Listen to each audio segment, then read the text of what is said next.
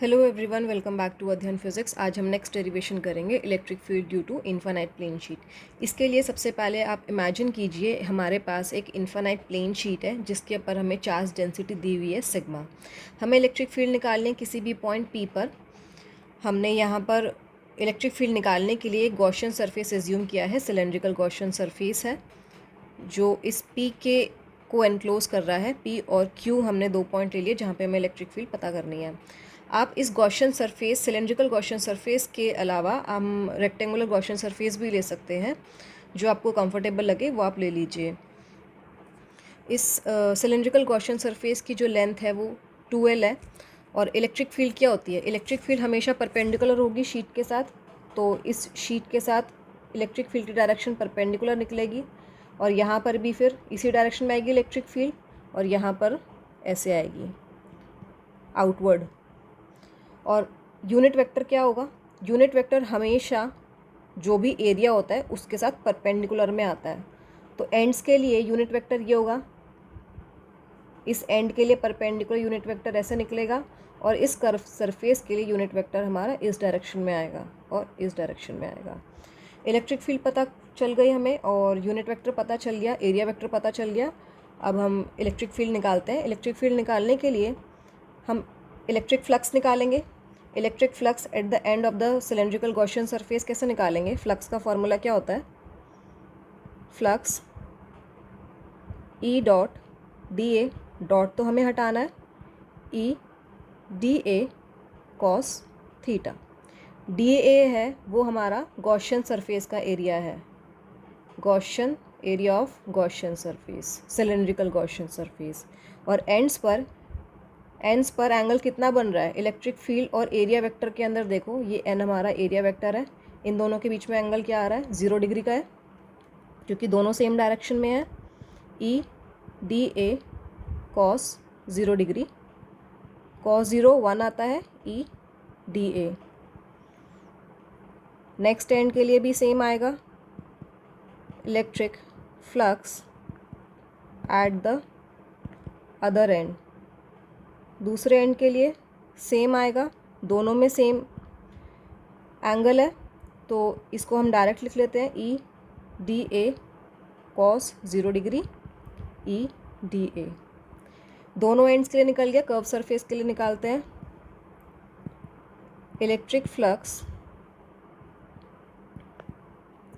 Over a curve surface. Curve surface के लिए E D A cos theta. Angle electric field और area vector में देखो कितने का एंगल है। ये इलेक्ट्रिक फील्ड है, ये एरिया वेक्टर है, दोनों के बीच में 90 डिग्री का एंगल बन रहा है। ऐसे 90 डिग्री बनता है ना, तो थीटा हमारा यहाँ पे 90 डिग्री है। ई डी ए कॉस 90 और कॉस 90 ज़ीरो होता है तो फ्लक्स ज़ीरो आ गई। टोटल इलेक्ट्रिक फ्लक्स लिखते हैं। टोटल इलेक्ट्रिक फ्लक्स कितनी हो गई? ई डी ए प्लस ई, दोनों एंड्स के लिए हो गई और ये ज़ीरो हो गई तो टोटल फ्लक्स आ गई हमारी, टोटल को लिख लेते हैं 2E डी ए। अब हमें टोटल चार्ज एनक्लोज निकालना है। Total charge enclosed by the Gaussian surface.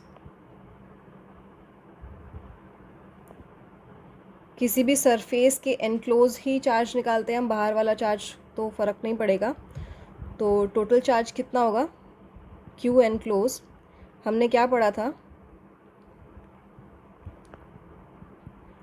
पिछले केस में? हमने क्यू एनक्लोज क्या लिखा था? लैम्डा एल लिखा था, चार्ज डेंसिटी मल्टीप्लाई लेंथ, क्योंकि लेंथ पर चार्ज डिस्ट्रीब्यूटेड था। इस बार पूरे एरिया के ऊपर है और हमने एलिमेंटल एरिया लिया है तो सिग्मा मल्टीप्लाई डी ए। हमने sigma D A enclose charge ले लिया। अब हमें फ्लक्स भी पता है, चार्ज एनक्लोज पता है, गॉस लॉ अप्लाई करते हैं। According to the Gauss law, flux Q enclose by में epsilon not, Q enclose क्या निकला हमारा 2E डी ए, और चार्ज इनक्लोज कितना आ गया सिग्मा डी ए बाय में एप्सिलॉन, और यहाँ पे एरिया से ये कैंसिल आउट हो गया। इलेक्ट्रिक फील्ड कितनी आ गई, ई को इधर ही छोड़ देते हैं, सिग्मा 2 एप्सिलॉन। ये हमारी electric field due to infinite sheet आ गई। इसमें ध्यान देना कि हमारे पास यहाँ पर आर नहीं है, इसका मतलब electric field is independent of r पे डिपेंड नहीं कर रही। मतलब इस शीट के, ये जो शीट थी हमारी जिस पर चार्ज डिस्ट्रीब्यूटेड है, ये पॉइंट शीट से पास है या दूर है, इससे कोई फ़र्क नहीं पड़ेगा। सिर्फ फ़र्क किससे पड़ेगा, चार्ज डेंसिटी कितनी है। इस केस में इलेक्ट्रिक फील्ड कांस्टेंट ही रहेगी। Electric field is constant. ये क्वेश्चन एग्जाम्स में पूछा जाता है कि इलेक्ट्रिक फील्ड इस केस में क्या आती है या डिस्टेंस से कैसे अफेक्ट होती है। इसी केस में हमारा एक और केस भी आता है, अगर वो शीट जो है हमारी, वो उसकी कोई थिकनेस हो। इस शीट की इनफाइनाइट शीट है अभी भी, बस इसकी कुछ थिकनेस इस बार हमें दी हुई है। चार्ज अभी भी डिस्ट्रीब्यूटेड है। अगर थिकनेस है तो चार्ज इस साइड भी है, और चार्ज ये मैंने जो रेड पेन से बनाया है, ये मैंने आगे की तरफ बनाया है, और ये पीछे की तरफ जो चार्ज है वो ब्लू कलर से है। तो चार्ज तो दोनों शीट पर है, आगे भी है और पीछे भी है। इसके लिए डायरेक्शन क्या होगी इलेक्ट्रिक फील्ड की, यही होगी। और पीछे की तरफ भी रेड चार्ज के लिए इलेक्ट्रिक फील्ड ऐसे आएगी, और ब्लू चार्ज के लिए ऊपर भी सेम होएगी, और पीछे की डायरेक्शन में भी इलेक्ट्रिक फील्ड की डायरेक्शन सेम आएगी। सेम डायरेक्शन आ रही है। तो अगर हमें इलेक्ट्रिक फील्ड निकालनी हो, नेट इलेक्ट्रिक फील्ड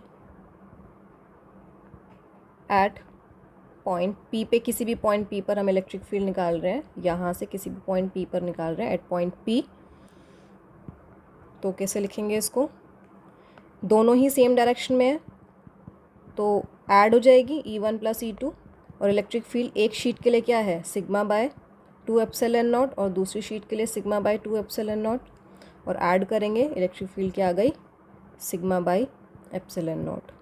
बच्चे इस केस में कंफ्यूज हो जाते हैं। ध्यान रखना जब भी थिकनेस दी हो तो यहाँ से 2 हट जाएगा, और सिंपल केस है तो 2 आ जाएगा। थिकनेस दी है तो 2 नहीं आएगा, क्योंकि दोनों शीट की वजह से, थिकनेस की वजह से दोनों की इलेक्ट्रिक फील्ड की डायरेक्शन सेम होगी, और 2 हमारा ऐड अप हो जाएगा। नेक्स्ट डेरिवेशन हम electric field due to infinite parallel sheet के लिए निकालेंगे। 2 पैरेलल शीट होंगी तो इलेक्ट्रिक फील्ड क्या होगी, और electric field due to solid sphere और शेल के लिए इलेक्ट्रिक फील्ड निकालेंगे हम। अगर आपको ये लेक्चर पसंद आया हो तो शेयर करो, लाइक करो, सब्सक्राइब करो। Thank you.